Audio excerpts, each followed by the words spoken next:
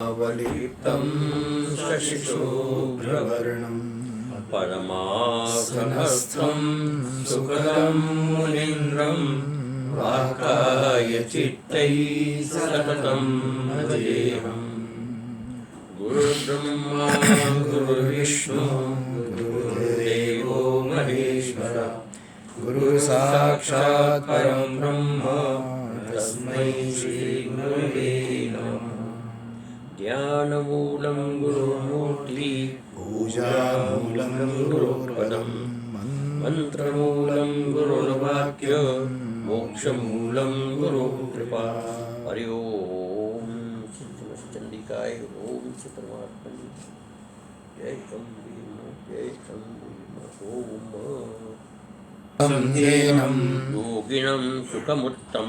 योगिनं सुखमुत्तमम् उपैति शान्तरजसं ब्रह्मभूतमकल्मषं युञ्जनेवं सदात्मानं योगी विगतकल्मष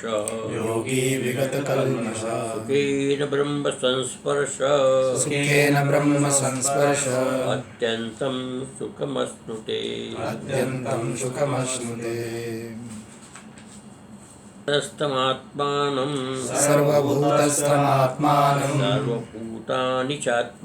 सर्वभूतानि चात्मनि इच्छते योगयुक्तात्मा सर्वत्र समदर्शनम्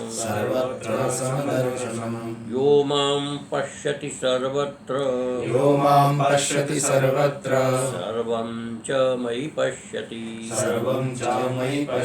तस्याहं न प्रणश्यामि स मे न प्रणश्यति सर्वभूतस्थितं यो मां भजत्येकत्वमास्थितः सर्वथा वर्तमानोऽपि अयोगी मयि वर्तते आत्मौपम्येन सर्वत्र समं पश्यति योऽर्जुन सुखं वा यदि वा दुःखं स योगी परमो मतः। ये इस श्लोक का अपना चल रहा है इस समय। आत्मोपम्येन सर्वत्र, अपने ही समान सब में देखता है, अर्थात अपने को ही सब में देखता है।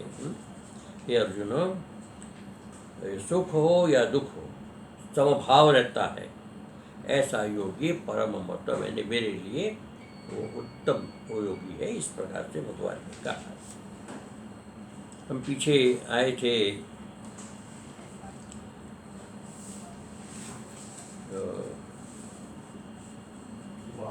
का जो है विद्या अधिकारी मैंने ज्ञान का अधिकारी होता है। एक कृतोपास्थी और एक अकृतोपास्थी। कर लिया है उपासना जिसने कृतोपासी, किया जा रहा है उपासना से कृतोपासना, और जो नहीं किया है जिसने उपासना, एक ऐसा अधिकारी। दो प्रकार के अधिकारी। तत्र यह उपास्य साक्षात्कार पर्यंतम, उपास्य जब तक साक्षात करना। हमारा उपास्य कौन है? आत्म ब्रह्म एकता, जीव ब्रह्म की एकता, अधिष्ठान का ज्ञान, ये हमारा उपास्य है। जब तक अधिष्ठान परमात्मा का साक्षात नहीं हो जाता है, तब तक जो है तत्पर्यंत उपासितम कृत्वा, उपासना करके तत्व ज्ञान के लिए प्रवृत्तस्य वासनाक्षय मनोनाशयोर दृढ़, मनोनाश और वासनाक्षय वो दोनों को दृढ़तापूर्वक उसका दूर करते हुए दृढ़तापूर्वक करते हैं। ज्ञानाद ऊर्ध्वं जीवनोक्ति, ज्ञान के बाद उसको जीवनोक्ति होती है। अर्थात उपासना करता है, तब तक उपासना करता है जब तक परमात्मा का साक्षात नहीं हो जाता, और उसके बाद वो वासना क्षय और मनोनाश होता है। और इसकी दृढ़ता से, वासना के क्षय की और मनोनाश की दृढ़तापूर्वक प्रयत्न करने से और उसके बाद उसको ज्ञान होता है, और ज्ञान से फिर उसके जीवन मुक्ति होता है। स्वतः सिद्ध जीवन मुक्ति अपने आप से उसको हो जाती है। पहले भी कहा है कई बार कि साधन संपन्न होने के बाद ज्ञान अपने आप होता है, ज्ञान के लिए कुछ करने की जरूरत नहीं होती। अप्राप्त की प्राप्ति, जैसे कि जो हमेशा प्राप्त है उसकी प्राप्ति तो होती नहीं, केवल स्मृति होती है। हमेशा जो प्राप्त है उसकी प्राप्ति नहीं होती, स्मृति होती है। जैसे मान लो कि हम अपने आप में परमात्मा, आत्मा जो है, ब्रह्म जो है, अपने स्वरूप में, वो नित्य प्राप्त है हमें, लेकिन क्या है, हमारी स्मृति है, अस्मृति, विस्मृति, हम उसको भूल गए। रजत हमको दिखाई देती है, सुप्ति हमको नहीं दिखाई देती। सुप्ति की रजत के कारण सुप्ति जो है वो विस्मृत है, विस्मृत हो गई। अब वहाँ पर प्राप्त करने के बाद केवल रजत को हटाने की बात है। इसी प्रकार प्रकाश है, अंधकार को दूर करने के, प्रकाश तो अपना विद्यमान है। इसी प्रकार से अज्ञान को दूर करने की जरूरत है, ज्ञान अपना आप वहाँ पर विद्यमान। तो कहते हैं स्वतः सिद्ध है ये, इसलिए कहते जीवन मुक्त सत्व एव सिद्ध। जीवन जो जीवन मुक्ति है स्वतः अपने आप में सिद्ध होती है। दुख कारण जब निवृत्त हो जाते हैं तो सुख अपने आप हो जाता है। अब सुखों को बाहर से लाने की जरूरत नहीं पड़ती, इसलिए कहते हैं कि स्वतः एव सिद्ध्यति। इदानीन्तनस्तु, इस वर्तमान में, ये मधुसूदन सरस्वती ने जिस समय लिखा था उस समय की बात कर रहे हैं कि आजकल के युग में क्या होता है कि प्रायण अधिकांश लोग जो है अकृतोपास्ती रेव, अकृतोपास्ती का ही आश्रय लेते हैं, जिसमें उपासना करने की आवश्यकता नहीं, सीधे ज्ञान में चले जाते हैं। ज्ञान क्या होता है कि ब्रह्म, जीव ब्रह्म की एकता, अर्थात अधिष्ठान का ज्ञान प्राप्त करते और अध्यस्त की निवृत्ति करते। कैसे करते हैं कि बार बार पुनः पुनः विवेक से, है ना, विवेक से, अर्थात जो क्या सत्य है क्या असत्य, असत्य की निवृत्ति कर सत्य अपने आप स्थिर हो जाता है। तो इसी प्रकार से मोक्ष जो है, ऐसा मोक्ष जो है औत्सुक्य मात्रा सहसा, और से उत्सुकता से, उसके बाद तत्परता से, जल्दी से, शीघ्रता से वो जो है ज्ञान प्राप्त करना चाहता है, और वो सहसा मैंने एकदम शीघ्रता से विद्यायाम प्रवर्तते, विद्या में प्रवृत्त होता है, अर्थात ये जो ज्ञान है उसमें प्रवृत्त होता है, ज्ञान मार्ग में प्रवृत्त होता है, अर्थात चिंतन में प्रवृत्त होता है। कहने का मतलब जीव ब्रह्म की एकता तत्वमस्यादि जो वाक्य है उस वाक्य के चिंतन में प्रवृत्त होता है। वहाँ पर विवेचन करता है कि तत्व क्या है, त्वम क्या है, असि क्या है, इसको विचार करता है। इसी प्रकार से कि जगत क्या है, सत्य है या असत्य है, ब्रह्म क्या है, सत्य या असत्य है, उसका भेद कैसे हो सकता है, किसकी निवृत्ति से दोनों एक हो सकता है, अर्थात अविद्या की निवृत्ति से दोनों एक होता है, उपाधि की निवृत्ति करने से अधिष्ठान का ज्ञान होता है। विभिन्न प्रकार के ऐसे विचार है, उन विचारों के माध्यम से वो ज्ञान को प्राप्त करता है, इसलिए कि उसमें प्रयुक्त होता है। योगम बिना, फिर योग करने की, उसको योग की उपासना करने की उसको आवश्यकता नहीं। इसमें क्या करते हैं, जड़ विवेक मात्र नहीं, जड़ का विवेक करना, इसके अतिरिक्त कुछ नहीं। क्या होता है ज्ञान में तो यही एक मात्र कि जड़ को आप अलग कर दीजिए, कि जड़ को बिल्कुल मिथ्या कर दीजिए, असत्य कर दीजिए, ज्ञान अपने आप सिद्ध हो जाएगा, सत्य अपने आप सामने आ जाएगा। तो सत्य का प्रतिपादन करने की आवश्यकता नहीं, सत्य को स्थापित करने की जरूरत नहीं। सत्य तो वर्तमान में, भविष्य में था और कालांतर में भी रहेगा, केवल जो अध्यस्त है उसको निवृत्त करने, दूर करने की आवश्यकता है। तो जड़, चित जड़ विवेक मात्र, चित और जड़, चित मैंने चैतन्यता, अस्तित्व, सत्ता, और जड़ मैंने ये प्रपंच, उन दोनों का विवेक करने मात्र से ही मनोनाश वासना क्षयो, मनोनाश और वासना के दोनों हो जाता है। ज्ञाने परिसमाप्यते, जब ज्ञान होता है तो सब प्रकार के भेद जो नष्ट हो जाते हैं। तद्वृत्ति परिपातेन परिप्रश्नेन सेवा उपदेक्षिते ज्ञानम, ज्ञानी है तत्व, ये जो तत्वदर्शी ज्ञानी आपको उपदेश देंगे और ज्ञान होगा तो ज्ञान से समझो के सब प्रकार के संशय निवृत्त हो जाएंगे। इसलिए कहते हैं मनोनाश वासना क्षयो तत्कालिको, तात्कालिक उसी समय ही ये दोनों निवृत्त हो जाएंगे। संपद्यते, प्राप्त हो जाएंगे आपको दोनों, यानी कि मनोनाश मन का लय हो जाएगा और वासनाओं का क्षय हो जाएगा। फिर उसके बाद क्या होगा कि समाधि संपत्तिया श्रवण निधिध्यासनादि साधनानि संपादयति, तो फिर षड संपत्ति का आश्रय लेता है। षड संपत्ति कौन से? 6 तितिक्षा उपरति, ये 6 जो है इसका आश्रय करके ये बहिरंग कारण, और अंतरंग कारण जो है सबसे बड़े श्रवण मनन और निधिध्यासन, ज्ञान के अंतरकरण। मैंने आपको पहले बताया था कि साधन चतुष्टय विवेक वैराग्य षड संपत्ति और मोक्षता, वो है बहिरंग कारण, अर्थात अधिकारिता, ज्ञान की अधिकारिता। और ज्ञान के साक्षात जो कारण है श्रवण मनन और निधिध्यासन।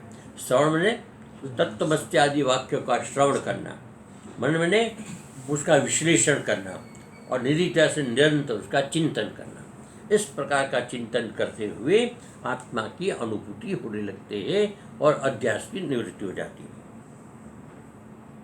हाँ, 23 दृढ़ाभ्यस्तई, उन साधनों के द्वारा दृढ़ाभ्यास, तो श्रवण आदि साधनों का दृढ़ अभ्यास से हमेशा कोई भी काम करना होता है तो जब तक परिपक्वता नहीं होती अभ्यास में, अभ्यास के द्वारा विचारों की परिपक्वता नहीं होती, तब तक वो अधूरा होता है।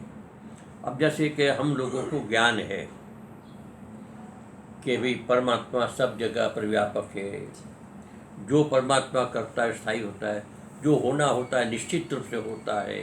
हर व्यक्ति को पता है कि जीव को एक बार इस शरीर से निकल कर जाना होता है।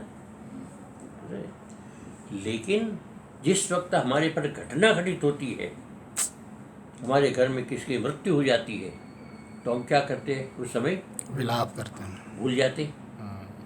हर व्यक्ति को मरना निश्चित है, ये हम भूल जाते हैं, ये विस्मृति होती है। तो परिपक्वता हमारे विचार की नहीं है, इसलिए हम भूल जाते हैं और हम दूसरे को जाकर को उपदेश देते हैं। किसी की मृत्यु होती है ना, तो हम जाकर उसको उपदेश देते हैं कि जो होना था हो गया, मर गया, उसको वापस तो आना नहीं, क्यों रोते हो, क्यों इस प्रकार विलाप करते हो, क्यों अपना जीवन खराब करते हो, उपदेश देते हो। और वो उपदेश उनको लागू नहीं होता, वो उपदेश उनको समझ में नहीं आता। क्यों? कि दुख का आवेग होता है, दुख का उसको जो उपदेश उनको उसके अंदर स्थिरता नहीं प्राप्त करता। अब वो बात आई गई होगी, भूल गए। अब वही स्थिति हमारे पास आई तो फिर वो मेरे को उपदेश से निकले आएगा और मैं उसी प्रकार से विलाप करूँगा। क्यों?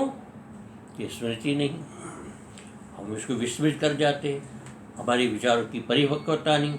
तो परिपक्वता न होने के कारण विस्मृति होती है और विस्मृति से फिर वो दुख होता है। तो यहाँ पर 23 दृढ़ अभ्यस्त, श्रवण मनन आदि निध्यासन जो है उसके दृढ़ अभ्यास के द्वारा सर्व बंधन विच्छेदी, सब प्रकार के बंधन और सब प्रकार के जो मन में जो सब प्रकार के विघ्न है वो उसको खत्म हो जाता है, समाप्त हो जाता है। तत्व ज्ञान उदेति, यहाँ पर अविद्या ग्रंथि अब्रह्मत्वं हृदय ग्रंथि संशया कर्माणि असर्व कामत्वं मृत्यु पुनर्जन्म चेति अनेक विधो बंधो ज्ञानात् निवर्तते। ज्ञान से अनेक प्रकार के बंध जो बंधन जो है वो निवृत्त होता है। वो बंध क्या है? तो कहते हैं अविद्या। सबसे बड़ा बंध क्या है? अविद्या। अविद्या के बाद ग्रंथि, अनेक प्रकार की मन में जो ग्रंथियाँ होती है। फिर अब्रह्मत्व, मैं ब्रह्म नहीं हूँ, मैं जीव हूँ, मैं ज्ञानी हूँ, मैं अज्ञानी हूँ। अच्छा, ये सब चीज़ें आरोप है। हम अज्ञानी नहीं है, लेकिन हम अपने आप में अज्ञान का आरोप करते हैं। हम मनुष्य नहीं है, हम अपने आप में मनुष्य का आरोप करते हैं। हम मूर्ख नहीं है, मूर्ख का आरोप करते हैं। ये सारी चीज़ें जो है हम न होते हुए भी अपने आप में आरोप करते हैं। ये होता है आरोप। अब ब्रह्मत्व, हृदय ग्रंथि, हृदय में अनेक प्रकार की ग्रंथियाँ होती है, अनेक प्रकार के संशय होते हैं, अनेक प्रकार के कर्म होते हैं। मैं करता हूँ, मैंने किया, मैंने क्या होता है, कर्म होता है। और सर्व अकामित्व, और सब प्रकार से कामनाओं से ग्रस्त होना। मृत्यु, और मैं मर रहा हूँ, मेरा पुनर्जन्म हो रहा है। इस प्रकार के जो है ये सारे के सारे बंधन है। इस बंधन की निवृत्ति होती है ज्ञान से। जब ज्ञान होता है, अधिष्ठान का ज्ञान होता है कि मैं अजन्मा हूँ, न जायते म्रियते वा कदाचित्, नायं भूत्वा भविता वा न भूयः, अजो शाश्वतोऽयं पुराणो, न हन्यते हन्यमाने शरीरे। इस प्रकार का जब दृढ़ निश्चय हो जाता है, ऐसा तथा च श्रूयते, इस प्रकार से कहा जाता है।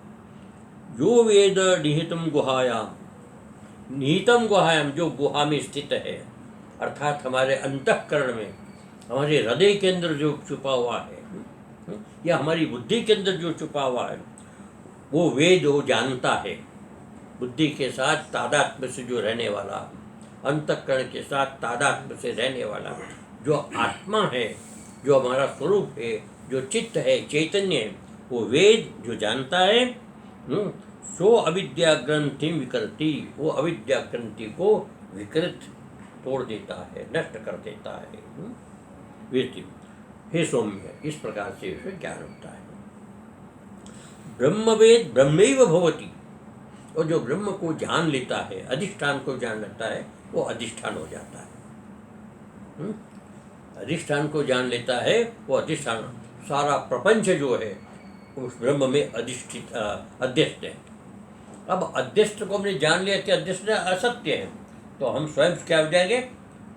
अधिष्ठान हो जाएंगे, हम स्वयं आधार हो जाएंगे, हम स्वयं ब्रह्म हो जाएंगे। इस प्रकार का इसमें आया। इसके लिए मुंडकोपनिषद का इस प्रसिद्ध श्लोक है, विद्यते हृदय ग्रंथि छिद्यन्ते सर्व संशया, क्षीयन्ते चास्य कर्माणि तस्मिन् दृष्टे परावरे। उस परावर का दर्शन, साक्षात्कार होना। एक पर होता है, एक अवर होता है। पर कहते हैं कारण को, पर कहते हैं कारण को, और अपर कहते हैं कार्य को। तो पर क्या है? परमात्मा। तस्मात् आकाश जायते, वो पर सबसे। और कारण क्या, कार्य क्या है? उससे उत्पन्न होने वाला। तो जैसे भगवान विष्णु जो है पर है, कारण है।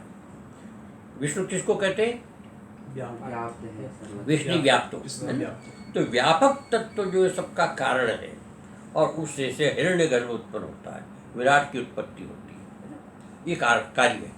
तो कारण सहित कार्य, तो उसका जो जान लेता है, कारण सहित कार्य को जान लेता है, परावर को जान लेता है, अर्थात ये कार्य है, कारण है, वो दोनों समझो के वो अलग है। इस प्रकार के जो उसको साक्षात कर लेता है, उसका क्या होता है? विद्यते हृदय ग्रंथि, हृदय की ग्रंथि छिन्न भिन्न हो जाती है। ग्रंथि क्या है? हृदय की ग्रंथि क्या है? ये दुविधा होती है।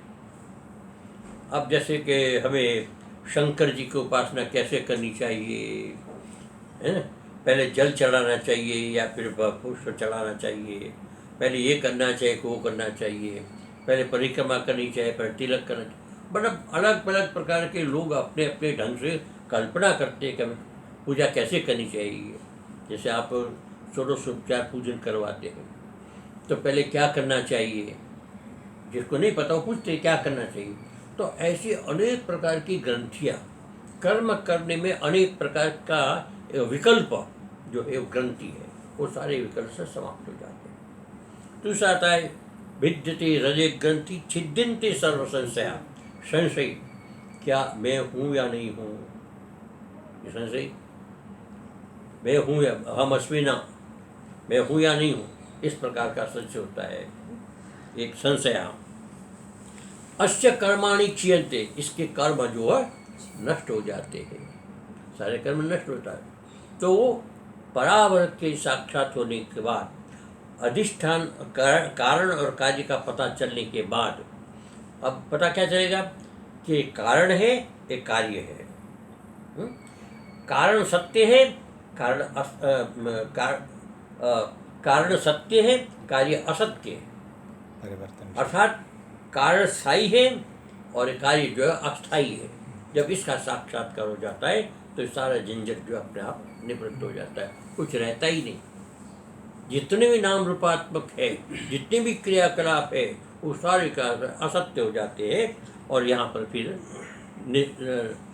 एक प्रकार से सब प्रकार के कर्म समाप्त हो जाते हैं। अच्छा, अब यहाँ एक थोड़ी सी बात कहनी है कि मुझे अभी पता नहीं पूरा कि वो श्लोक कहाँ का है, लेकिन बहुत प्रसिद्ध श्लोक है। एक आता है, ना भुक्तम क्षीयते कर्म जन्म कोटि शतेर अवश्यम ये भोक्तव्यम कृतम कर्म सुभाषम। ये है गरुड़ पुराण। ब्रह्म वैवर्त पुराण गरुड़ पुराण में भी लिखा गया है। होगा।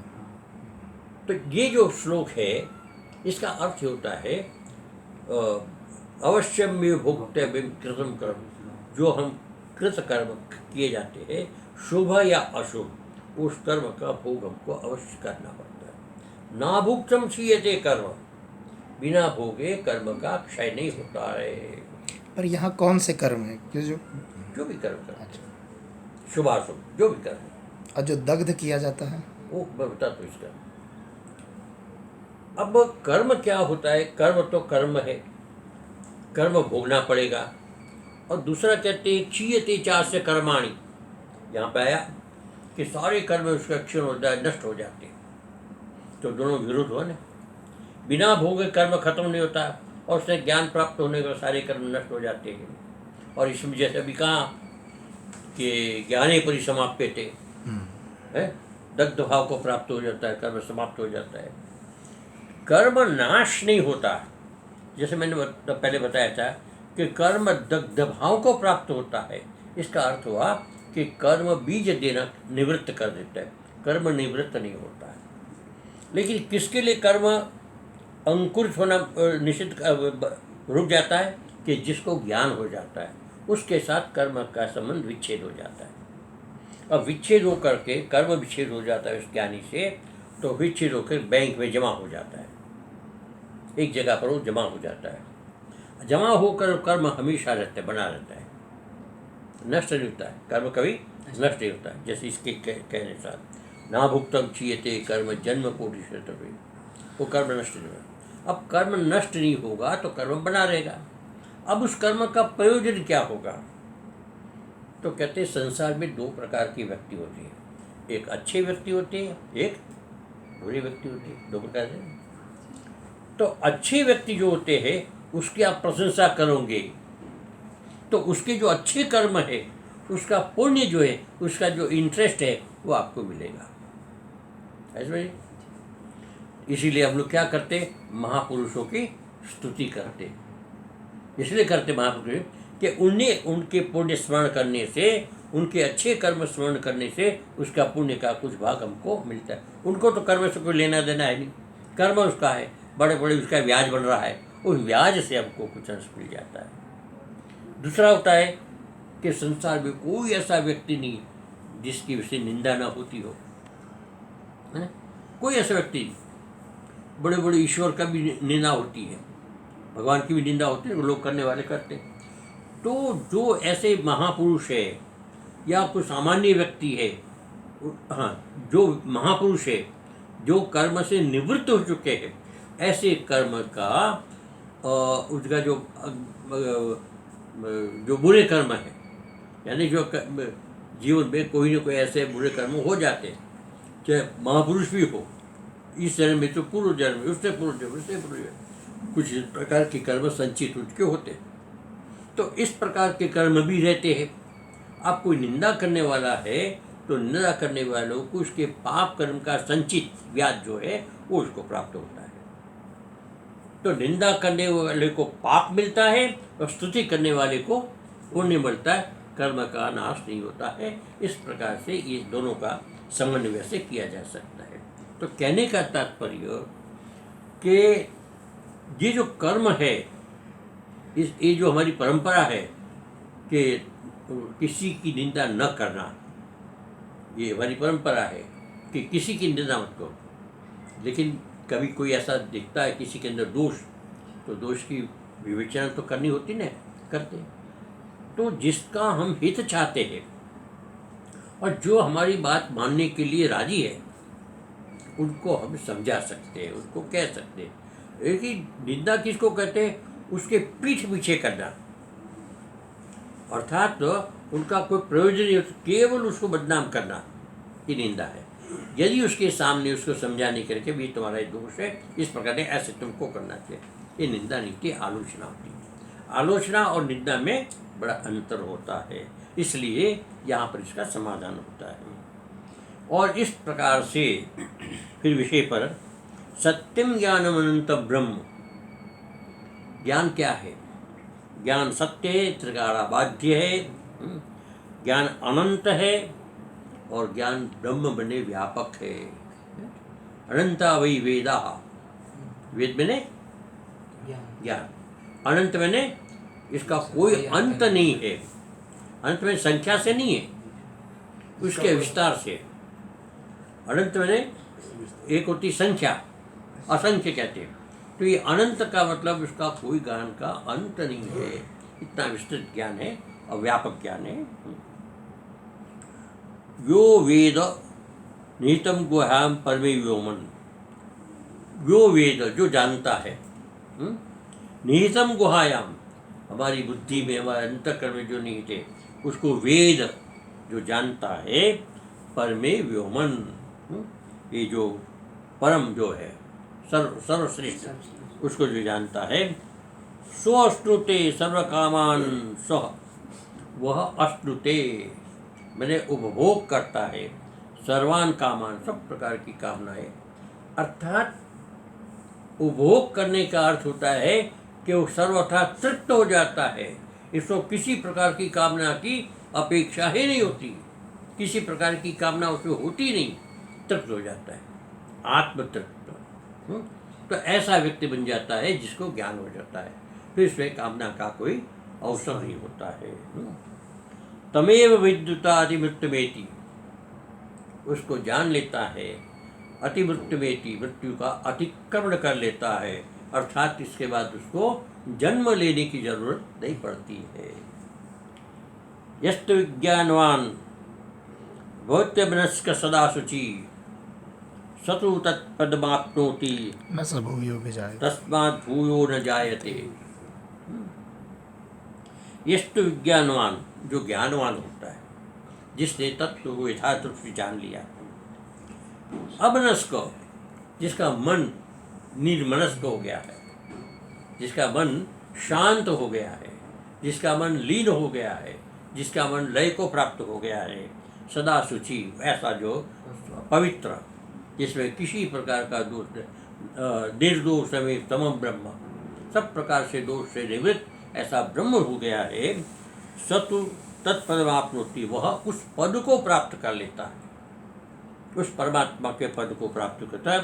तस्मात् भूयो न जायते, फिर उसको फिर जन्म लेने की आवश्यकता नहीं पड़ता, अजन्मा हो जाता है। इति हरि ओम तत्सत्, हरि ओम तत्सत्। ओम सर्व पूर्णमदः पूर्णमिदं पूर्णात् पूर्णमुदच्यते पूर्णस्य पूर्णमादाय पूर्णमेवावशिष्यते। ओम शांति शांति शांति।